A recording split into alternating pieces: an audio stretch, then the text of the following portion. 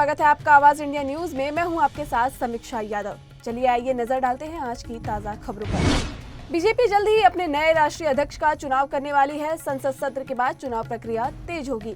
प्रदेश अध्यक्षों की घोषणा के बाद राष्ट्रीय अध्यक्ष का चुनाव किया जाएगा। माना जा रहा है कि अप्रैल के दूसरे या तीसरे हफ्ते तक नए अध्यक्ष के मिलने की उम्मीद है। केंद्र सरकार लोकसभा में बुधवार को वक्फ संशोधन बिल पेश करेगी। विपक्षी दल और मुस्लिम संगठन इस बिल का विरोध कर रहे हैं, लिहाजा संसद में भारी हंगामा हो सकता है। उधर बीजेपी ने अपने लोकसभा सांसदों को कल सदन में मौजूद रहने के लिए 3 लाइन का व्हिप जारी किया है। विधेयक में किए गए संशोधनों पर 8 घंटे की बहस निर्धारित की गई है।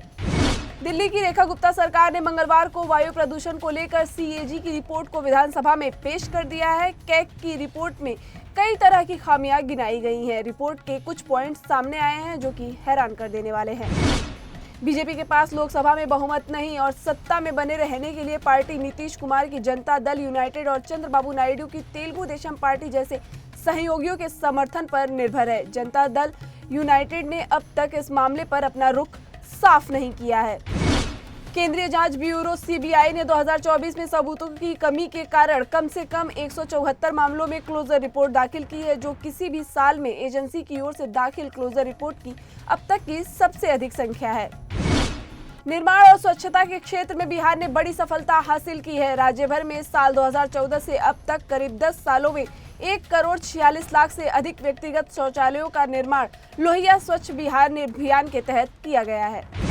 नोएडा प्राधिकरण ने नोएडा और ग्रेटर नोएडा के बीच एक नए एक्सप्रेसवे के निर्माण को मंजूरी दी है। बढ़ते ट्रैफिक को देखते हुए यह निर्णय लिया गया है। यह एक्सप्रेसवे यमुना नदी के पास से गुजरेगा और नोएडा एक्सप्रेसवे पर दबाव कम करेगा।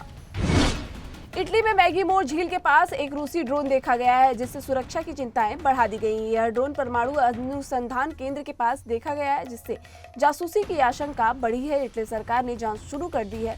नाटो ने इसे रूसी ड्रोन बताया, वहीं रूस ने इससे इनकार किया है।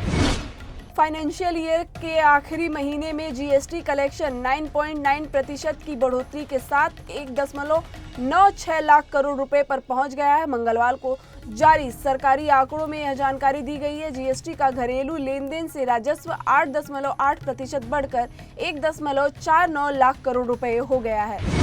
यमन में हूती विद्रोहियों के खिलाफ अमेरिका का सबसे बड़ा ऑपरेशन जारी। इसी बीच हूती विद्रोहियों ने अमेरिका के M9 ड्रोन को मार गिराया है। इसे अमेरिकी सेना में सबसे उन्नत टेक्नोलॉजी का ड्रोन माना जाता है। रुपए में इस ड्रोन की कीमत करीब 2 अरब से ज्यादा है। टॉप 10 में फिलहाल के लिए आज इतना ही। देखते रहिए आवाज इंडिया न्यूज।